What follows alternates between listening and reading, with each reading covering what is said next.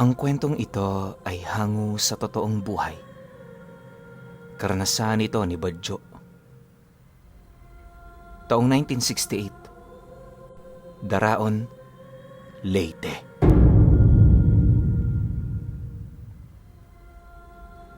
Aral ng tahas. Matagal na panahon ng tanga ng pamilya ni Badjo ang aral na ito. Isa itong uri ng karunungan kung saan may hahalin tulad mo yan sa isang panata o pangako sa gamit. Yun nga lang, ang pagkakaiba ng tahas sa mga nabanggit ay ang kakayahan nitong magbigay ng kontrol sa kahit na anong karunungang nais matutunan ng nakakaalam. Kagaya na lang nila Badjo, nahahanay sa pamilya ng mga manggagamot ang mga magulang nila, pero kahit anong oras, kayang-kaya nilang lumipat sa kaliwa. Madali lang yun kung iisipin, lalo na kung alam mo ang tungkol sa sikreto ng tahas. Ang mas katanggi-tanggi para sa karunungang yon, wala itong rebuelta o kapalit. Lahat din ng karunungang alam ng mga magulang ni Badjo, kayang-kaya nilang gamitin nang hindi sila naaapektuhan. Dahil sa aral na yon, naging kilabot ang kanilang pamilya sa lugar ng Daraon. Isipin ninyo, isang albularyong may kakayahang magpalit bilang aswang, araw man o gabi. Di naman ito lagi-laging ginagamit ng tatay niya. Ginagamit niya lang ito tuwing may nagpapagamot sa kanyang biktima ng pambabarang o pangungulam. Ang nais kasi noong mangyari ng ama ni Badjo, takutin ng mga ito hanggang sa mapilitan na yung lisanin ang katawan ng kanilang biktima. Ngunit sa kasamaang palad, hindi ganoon ang nangyari. Yung mga mangkukulam kasing nakalaban ng tatay niya, nagpakalat ng maling balita ukol sa kanila. Kesyo, demonyo yung tatay niyang manggagamot, palihim nitong pinipinsala ang kanyang mga pasyente, at kung ano pang mga detalyeng wala namang katuturan. Ang mas nakapagpalala pa rito ay yung kawalan ng pakialam ng tatay niya. Hindi naglaon, wala na ngang nagpagamot sa kanila at kalaunay napilitan na rin silang umalis ng baryo dahil sa mga banta ng kanilang mga kakilala. Magmula noon, namuhay sila sa looban ng gubat. Sa paninila sila kumukuha ng makakain na siya namang nagtustos sa kanila sa loob ng ilang taon. Noong una, napakahirap para sa kanilang makabagay sa ganoong sitwasyon, pero kalaunay naging komportable at maayos na rin ang kanilang mga buhay. Dumaan pa ang mga buwan at taon, naging normal na sa kanila ang tumira sa gubat.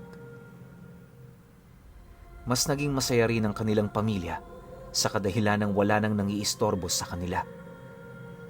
Yung tatay naman niya, itinuon ang buong atensyon sa paghahanap ng mga lunas laban sa mga karamdamang hindi pa nakikitaan ng gamot ng mga katulad nitong albularyo. Ganon at ganon ang ginawa nito hanggang sa dumating ang puntong napansinan nila ang tila bang pagtanda ng kanilang padre de pamilya. Itong mga panahong ito, nasa edad 70 anyos na yung tatay niya. Kahit matanda na, sumasama pa rin yun sa kanila sa tuwing naninila sila ng hayop sa pusod ng gubat. Hindi naman nila yun pinipigilan, gawa ng alam nilang mas malakas pa yun kung ikukumpara sa kanila. Aminado rin sila Badjo na mas kampante silang kasama ang kanilang padre de pamilya sa kanilang trabaho. Isang hapon, habang naghahanda silang magkakapatid sa gagawin nilang paninila, nagbigay abiso naman ang kanilang ama na hindi yon makakasama. Unang beses yung nangyari kaya medyo kabado ang kanilang grupo. Gayunpaman sa kabila nito, ipinagpatuloy nila ang gagawin nila sa mga araw na yon. Magbabandang 4:00 na ng hapon noong lumakad sila. Bale, 4 lang sila noon, gawa ng nagpaiwan din sa kanilang bahay yung pinakabunso sa magkakapatid. Kahit maliit lang ang bilang ng kanilang grupo, aminado naman si Badjo, punong-puno sila ng karanasan sa mga lugar na ilang libong beses na nilang pinuntahan. Hindi na rin sila gaanong nababahala, gawa ng inaasahan na nila ang ganoong punto ng buhay. Nauunawaan naman nila ang kanilang ama, lalo pat medyo may edad na ito. Kalahating oras pa ang lumipas, ilang kilometro na ang layo nila sa kanilang bahay. Wala na rin silang nakikitang tao sa lugar, gawa ng masyado na itong malayo sa kabihasnan. Pagdating naman nila sa pusod ng gubat, napansin naman nila noong papalubog na ang araw. Tamang-tama lang ito, gawa ng sa ganoong oras, nanginginain sa lugar na yon ang mga baboy ramo at mga bayawak. Yon ang kalimitan nilang kinukuha dahil sa linamnam ng karne nito. Ang iniiwasan lang din nila sa lugar na yon ay yung mga makakamandag na ahas at malalaking mga sawa. Madalas kasi silang makakita ng ganoon sa lugar, kaya doble ang pag-iingat nila. Pagkaraan pa ng ilang minutong pagmamasid, may nasipat na ngang baboy ramo yung sumunod na kapatid ni Badjo. Kumakain yun sa ilalim ng mataas na puno ng mga bunga nitong nahulog. Pagsilay naman nila sa hayop, dali-dali naman nilang inihanda ang kanilang mga pana at lambat. Umikot na rin ang dalawa niyang kapatid, nang sa gayoy kapag tinamaan niyo ng palaso, madali nila itong masusukol. Pagbigay naman ng hudyat nito, agad naman niyang inasinta ang baboy ramo, dahilan para tumama ang palaso sa may bandang leeg nito. Nang maramdaman naman ito ng hayop, agad naman yung umatungal, sabay takbo papalayo. Pagbalot naman sa katawan nito ng lambat, pilit naman yung nagpumiglas hanggang sa tuluyan na nga itong makawala. Pagtakbo naman ito papalayo, dali-dali naman nila yung sinundan hanggang sa bigla na lamang itong naglaho sa kakahuyan. Sa pagbalik ng katahimikan sa paligid, gulat na gulat naman sila, gawa ng hindi malimit na tumatahan ang mga baboy ramo kapag nasasaktan ito. Noong una, inakala nilang namatay yun, pero sa pagpapatuloy ng kanilang pagmamasid, napansin nila ang maihinang pag-alulong nito.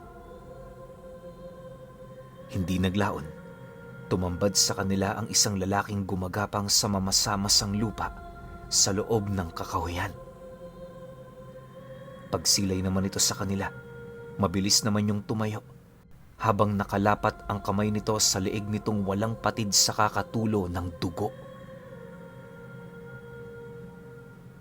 Makalipas pa ang ilang minuto, nang makalayo na ang taong yon, naiwan sila ni Badjo sa lugar na punong-puno ng pagtataka at katanungan sa mga isipan nila.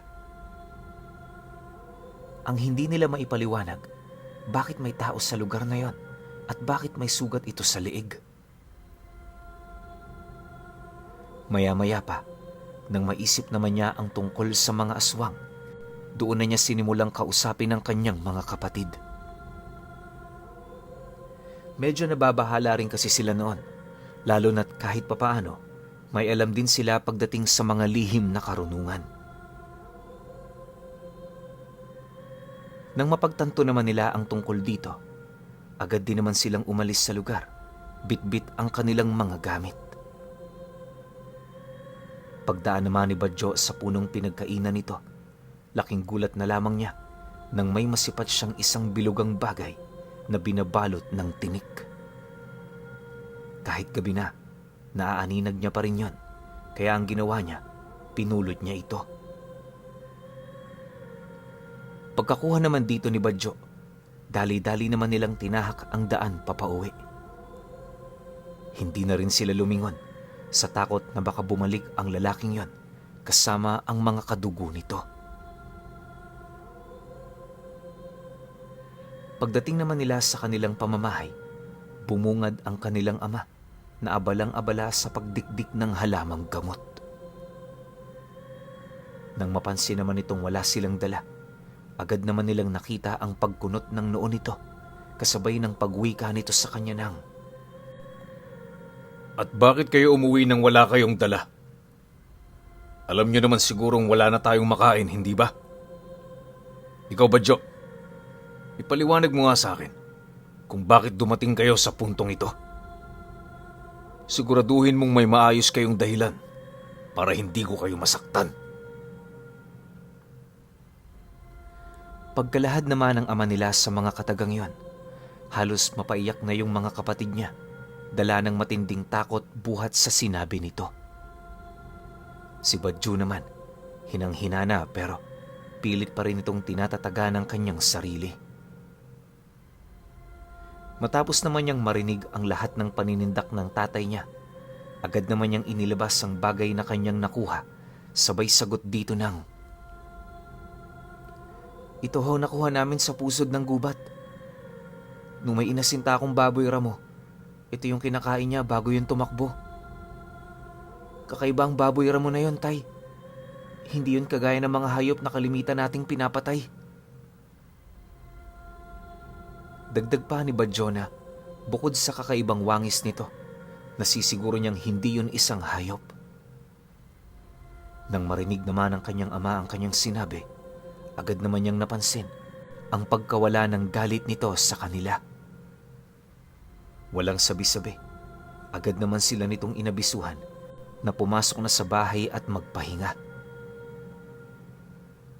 Pagpasok naman nila sa loob, nadatna nila ang kanilang ina na kasalukuyan ng nagluluto ng kanilang hapunan.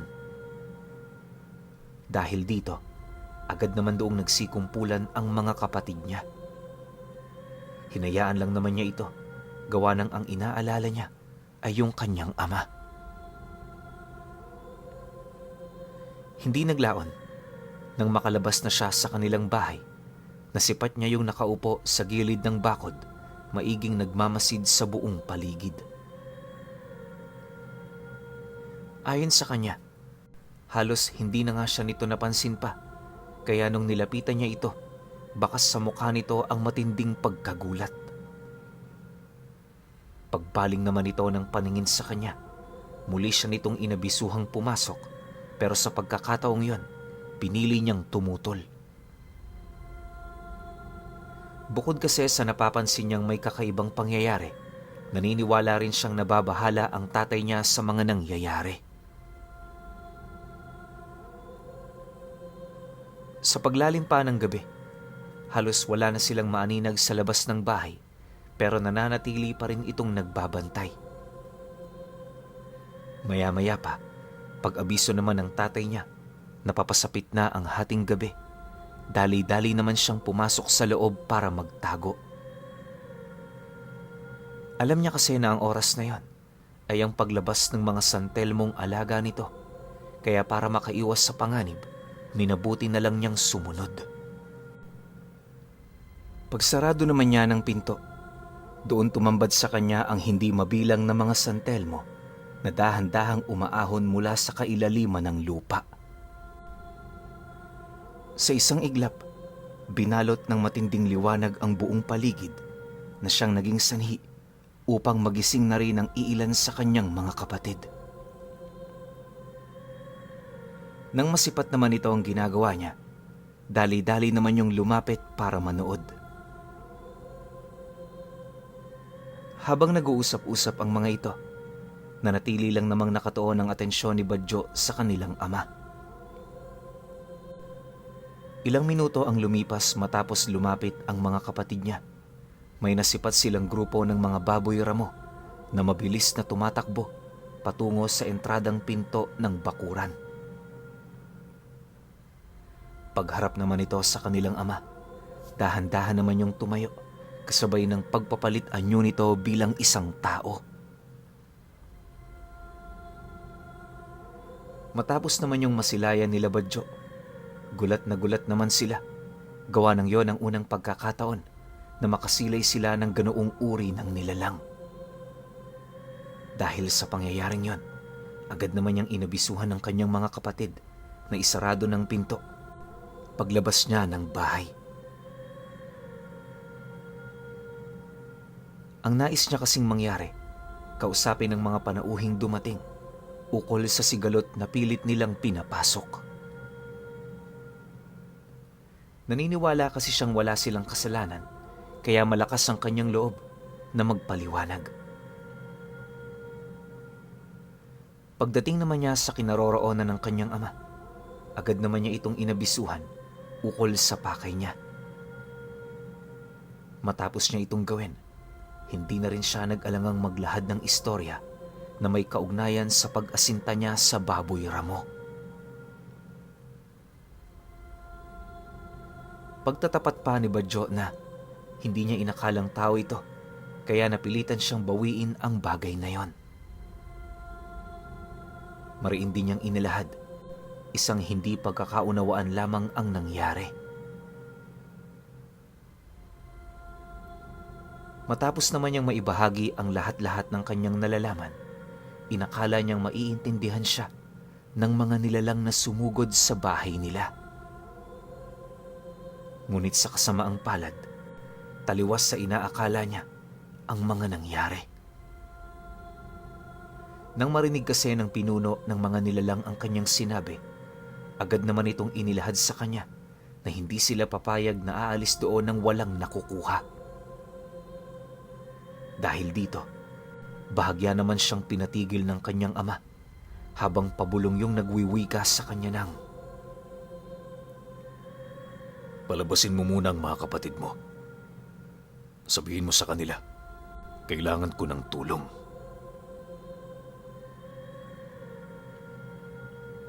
Nang marinig naman ni Badjo ang sinabi nito, di naman niya maiwasang magulantang, gawa ng bakit magpapatulong yun sa kanyang mga kapatid.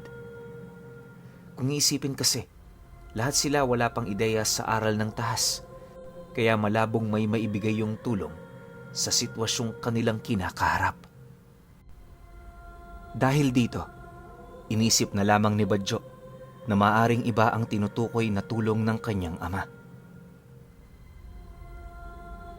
Makalipas pa ang ilang minuto, nang akmang kakatok na siya sa pinto, bigla naman yung bumukas kung saan doon niya nakita ang kanyang mga kapatid na tulalang nakasilay sa kinaroroonan ng mga nilalang. May hawak-hawak din yung mga kandila, tapos may suot yung itim na kwintas na merong mga palawit na hindi niya gaanong mawari kung para saan. Sinubukan niya pa yung tanungin pero ang naisagot lang nito sa kanya, pumasok siya sa loob, bantayan ng nanay nila. Nang marinig naman ni Badjo ang sinabi ng kanyang mga kapatid, hindi naman niya ito sinang-ayunan. Sa halip kagaya ng mga ito, bumalik siya sa kinaroroonan ng kanilang padre de pamilya para tumulong. Takang-taka man sa nangyayari, matapang siyang nanatili sa labas upang hindi makuha ng kanyang mga kapatid ang pabor ng kanilang ama. Inakala rin kasi niyang mga pangkaraniwan lang ang mga ito katulad niya, pero nang magsimula ng magsalita ang kanilang ama, doon din niya narinig ang kanyang mga kapatid na nagbigkas ng aral ng tahas. Pag-unat naman ng mga kamay nito, mabilis yung binalot ng itim na usok na dali-dali namang nanuot sa kanilang mga katawan. Matapos ang mga pangyayari, agad namang napayuko ang kanyang mga kapatid habang patuloy pa ring nagbabanggit ng mga buhay na salita. Maya-maya pa pag-angat naman ng ulo nito, doon bumungad sa kanya ang mga bungo nitong nakalabas na. Pagsilay naman niya sa kanyang ama, nasipat naman niya yung ganun din ang itsura. Sa puntong yun, imbis na magsalita pa itong si Badjo, napilitan na lang siyang tumakbo pabalik ng bahay nila. Pagpasok niya sa loob, dali-dali naman siyang sumilip sa siwang dahil sa mga sigaw na kanyang narinig. Akala niya purong paninindak lamang ang gagawin ng mga kapatid at tatay niya. Pero hindi naglaon na sipat niyang nag-anyong aswang din ito, katulad ng mga nilalang na sumugod.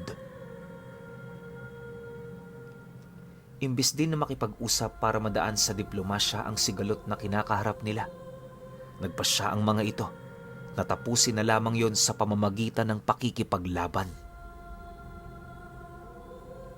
Pagsugod naman ng mga nilalang sa kinaroroonan ng kanyang pamilya, kitang-kita niya kung papaano yon undaya ng saksak ng kanyang mga kapatid. Sa kahit anong aspeto ng pakikipaglaban, ramdam niyang walang panama ang mga ito. Isang oras pa ang lumipas, tuluyan na ring nalipol ang mga nilalang, at nung isa na lang ang natira, hindi na ito nagdalawang isip pa na tumakbo papalayo. Pagtahimik naman ng lugar, agad namang pumasok ang tatay niya habang nagpapalit anyo. Pagbungad naman ito sa kanyang harapan, hindi naman siya nagdalawang isip na ilahad ang tungkol sa pagiging mangmang niya sa aral ng tahas. Ipinagtapat niya rin dito na nakakaramdam siya ng matinding pagkainggit dahil sa palihim nitong pagturo sa kanyang mga kapatid. Nang marinig naman yon ng kanyang ama, tumawa lang naman ito habang sumasagot sa kanya ng, Likas ng nasa dugo mo ang aral ng tahas. Ang kinakailangan mong gawin, hanapin ito. Batid kong espesyal ka, Badyo. Marahil yan ang dahilan kung bakit hindi mo pa yon natutuklasan. Bukas ng umaga, sumama ka sa amin. Tayo naman ang dadayo sa pugad ng mga nilalang na yon. Alam kong makakatulong ito sa'yo, kaya para sa akin, isang magandang pagkakataong may tuturing ang pagpatay mo sa nilalang na yon. Dahil sa sinabi nito, tumangulang naman siya, hudyat ng pagsang-ayon. Pagsapit ng sumunod na araw, 9:00 pa lamang ng umaga, nagsimula na silang maglakad patungo sa pusod ng gubat. Kahit hindi paninila ang kanilang pakay, pinili nilang magdala ng pana at lambat nang sa gayoy may mahuli pa rin silang hayop bago sila umuwi. Ilang oras pa ang lumipas, nagpatuloy ang kanilang pag-usad hanggang sa napansin nila na papasapit na naman ang takip silim. Dahil sa layo na rin ang kanilang narating, inakala nilang wala na sila doong madadat ng nayon, pero pagdating naman nila sa kabilang dulo ng gubat, may nasipat silang isang nayon na pinagtitirhan ng mga ordinaryong tao. Sa unang tingin, inakala niyang pangkaraniwan lang ang mga tao sa lugar na yon, pero paglapit naman nila sa nayon, bumungad sa kanila ang kakaibang anyo ng mga ito. Di pa man sila nakakapasok, nanlilisik na ang mga titig ng mga tao roon na para bang ipinapahiwatig nito sa kanila na hindi sila katanggap-tanggap sa lugar na yon. Nang mapansin naman yon ng kanyang ama, bigla naman yung nagsambit ng usal sa kanang kamay niya. Dahilan para lumaki ito at kalaunay magpalit anyo bilang isang kamay ng kapre. Matapos naman yung maipamalas ng kanyang ama, agad naman itong hinawakan ng aswang na malapit sa kinaroroonan nila, sabay balibag nito sa lupa. Di pa yun nakontento, paulit-ulit niya pa yung sinuntok hanggang sa mawalan na yon ng malay. Matapos ang mga pangyayari, nagpalit anyo na rin ang kanyang mga kapatid na siyang naging sanhi upang magkagulo sa lugar na yon. Habang pinagmamasdan lang naman ni Badyo ang mga nangyayari, marami siyang nakitang kakaiba sa mga pangitain niya. Hindi naglaon, laking gulat na lamang niya nang marinig niya ang kanyang sarili na nag-uusal na pala. Sa isang iglap, mabilis siyang nagpalit anyo at sa loob lamang ng isang segundo, bumungad sa kanyang ama at mga kapatid ang anyong tinangan niya. Pagsilay naman ng mga ito sa kanyang ipinakita, bakas sa pagmumukha ng mga ito ang matinding pagkagulat, gawa ng ang nasa harapan nila noong mga oras na yon, anyo ng isang gabunan. Para sa nag-aaral ng lihim ng tahas, napakahirap nitong gawin dahil isa yun sa kanilang mga limitasyon. Sa tinagal-tagal din ng pag-iral ng kanilang lahi, dadalawang tao pa lamang ang nagtaglay ng ganoong abilidad. Noong una, mahirap pa yung paniwalaan sa panig ng tatay niya. Pero sa katagalan, unti-unti na ring natatanggap nito ang kanyang abilidad. Nang mapagtanto naman ni Badjo na yun na ang oras na kanyang pinakahinihintay, hindi na siya nag-alangan pang tumulong sa mga ito. Dahil sa gabunan ang anyo niyang tinangan, walang sino man sa mga aswang na naroroon ang may kakayahang pumigil sa kanya. Upang masukat naman ang sukdulan ng kanyang kakayahan, pinilit naman niyang magpalit anyo sa ibang lahi ng mga nilalang na kanyang alam. Pagsuot niya ng wangis ng isang maharlikang engkanto, agad naman niyang kinontrol ang mga aswang na nasa paligid niya para paglabanin ang mga ito. Sa halos 7 nilalang na kinuhanan niya ng wangis, lahat yon nasa pinakamataas na antas. Kapag din gumagamit siya ng wangis ng isang engkanto, kung hindi yon maharlika, tinuturing yung prinsipe sa lahing pinagmula nito.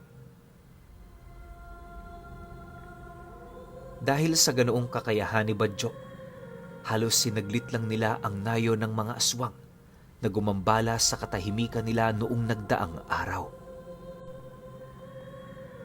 Matapos naman nila itong maisakatuparan, hindi na rin sila nag-alangan pang bumalik sa kanilang bahay. Magmula noong maipamalas niya ang kanyang abilidad, walang pagdadalawang isip naman siyang pinili ng kanyang ama bilang tagapaghalili nito. Ang kaso lang, nang akmang ipagpapatuloy na ni Badjo ang kanyang nasimulan, may nangyaring hindi maganda sa kanyang ama.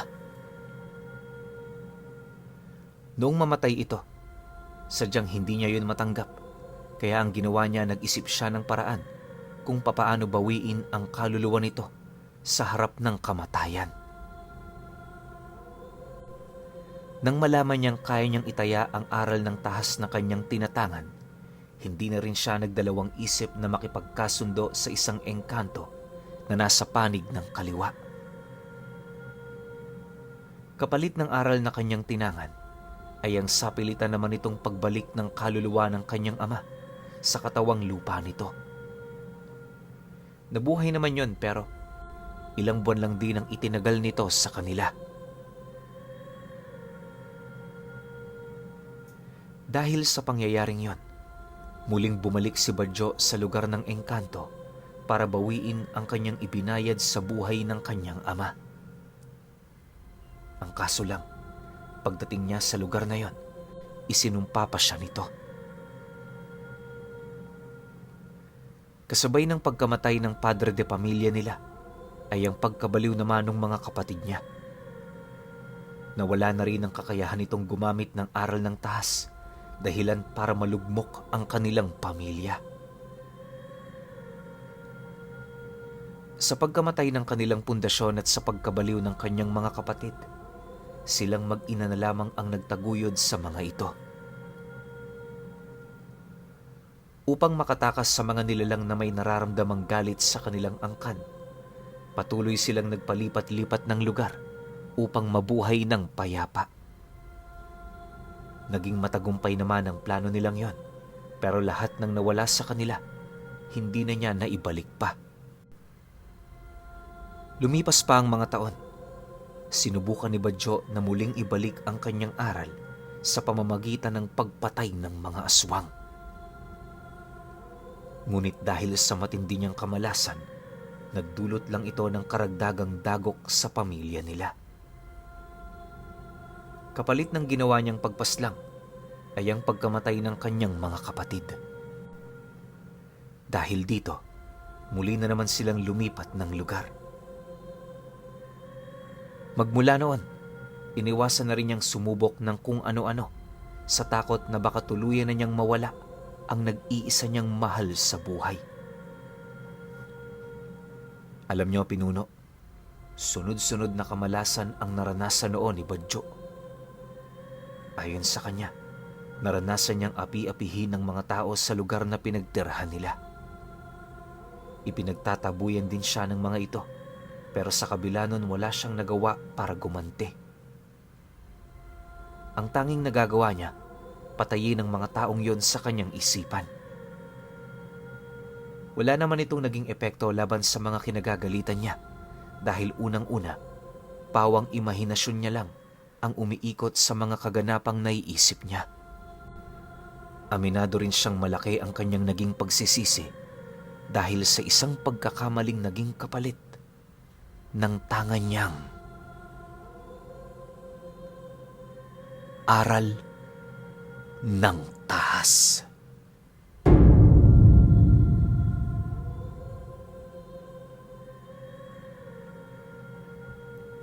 Okay. Opinyon ko sa kwento. Ang ganda sana ng kwento na to kung meron pang sumunod na episode, no? Or kung hindi man magkaroon ng sunod na episode, hinayaan na lang ni Badjo na namatay yung tatay niya. Kasi yun na talaga yun nakatadhana na yun sa tatay niya. Di ba nga, ito yung palagi nating nakikita sa mga napapanood nating mga palabas na kapag binabago nila yung past or kapag inuunahan nila yung future, nagiging iba na yung takbo ng buhay nila. So, nangyari dito, namatay yung tatay niya, tapos pilit niyang binuhay. Kumbaga, binali niya yung tadhanang nakalaan para sa tatay niya. So, ending, nung sinira niya yun, sunod-sunod nang nasira yung buhay niya. Diba, ang daming namatay, minalas siya, pero kung hinayaan niyang namatay yung tatay niya, tas naipamana sa kanya yung buong aral nitong tahas, malamang meron tayong ibang kwento. Kasi itong mga tahas, may kukumpara ko to sa mga higlikas. Para mas matindi pa nga kasi nakakapagpalit sila ng anyo. Tapos kaya nilang, kapag naabot mo yung ganitong level ni Badjo, kaya mong magsamo ng kahit ilang libo sigurong mga engkanto. Kasi kaya niyang maging maharlik ang engkanto Alam naman nating lahat na kapag sinabing maharlik ang engkanto, ang daming saklaw na sekta niyan. Diba? So yung gagayahin niyang anyo o yung lilipat sa kanyang anyo, pwede niyang kontrolin lahat ng nilalang na nasasakupan nun. So, ewan ko lang sa akin lang, parang mas malakas tong tahas kaysa sa higlikas. Pero hindi ko rin masabi kasi yung higlikas, alam naman natin na kalahating dibino yun, kaya matindi rin yun. Pero overall, nakakalungkot yung kwento natin, pero meron tayong bagong lahing aabangan. Pero kayo pa rin, kung may opinyon kayo sa kwentong ito, comment nyo lang sa baba. Yun lang. Hanggang sa susunod na kwento. Salamat.